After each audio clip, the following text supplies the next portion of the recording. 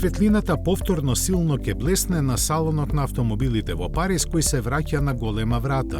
За неколку дена посетителите ќе ги пречекаат голем број изложувачи. Покрај домашните најавени се и Volkswagen, Audi, BMW, Ford, Alfa Romeo, Kia и други, а ќе бидат присутни и Cadillac и Tesla.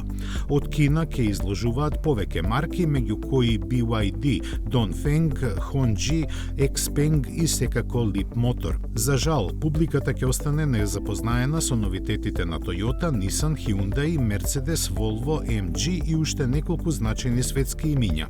Организаторите на салонот на автомобилите во Париз, кој годинава се одржува по јубилеен 90 пат, очекуваат бројот посетители значително да надмине 400.000, колку што имаше 2022-та.